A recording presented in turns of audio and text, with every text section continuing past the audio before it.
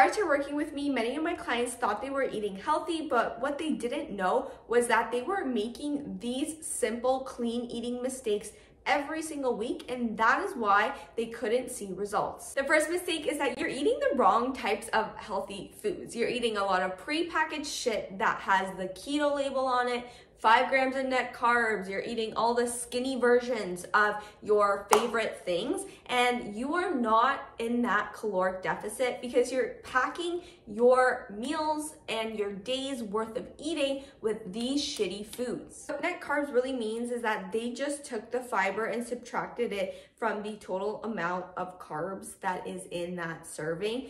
But what they have failed to tell you on the package is that you are still digesting and assimilating calories from that fiber. So technically, it doesn't really matter if something says net carbs, you are still digesting that fiber. And then we have food labels like organic or vegan that absolutely do not have an impact on how your body processes those calories, and it doesn't have an impact on your body fat levels either. So just because you're eating organic or vegan mac and cheese, that doesn't mean it is a healthier option for you that is going to help you lose some body fat. Another example are nuts or nut butters. Yes, nuts and nut butters are so healthy for you, a lot healthier than a lot of other foods. However, they are very calorically dense, and that's one thing I want you to take from this video is that calories in equals calories out. And just because you are eating healthy or eating healthy foods,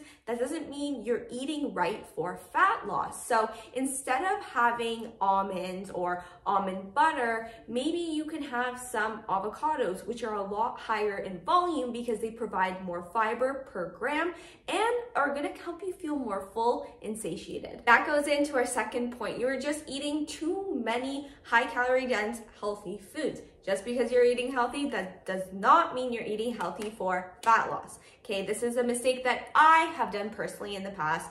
I used to be an avocado toast fiend before I learned that pairing carbs, fats, and protein together is how you are going to feel full and satiated. Of course, foods with a lower calorie density are harder to overeat, but it can be possible to overeat these certain foods like chicken, vegetables, fruits, all of that, because calories in equals calories out. The biggest tip for you would probably be to just track your calories for a week and see how many calories you are ingesting, and then compare that to your TDEE or your estimated total daily caloric expenditure. Another thing to keep in mind is that your calories need to be adjusted as you are losing body fat, because your metabolism is going to downregulate as you lose body fat because you are a smaller human being, and as a result, your body isn't burning as many calories at rest. That's why you probably got results eating healthy in the beginning, but as you dieted down, you've hit a plateau because your calories or macros or something in your plan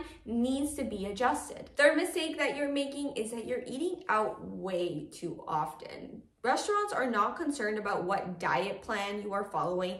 Their main objective is for you to enjoy and love the food so much that you come back for more. So you could be ordering rice, salmon, and veggies, but what you don't know is that the veggies have been tossed in a lot of oil and the rice had added butter to it. So the meal that you ate at the restaurant was probably double the calories that you would have made from home. The fourth mistake you're making is that you're not counting any calories that certain beverages or artificial sweeteners have. And this is a huge issue, especially if you're putting like a tablespoon or two of cream in your coffee and thinking, oh, that's okay, like I don't need to count this.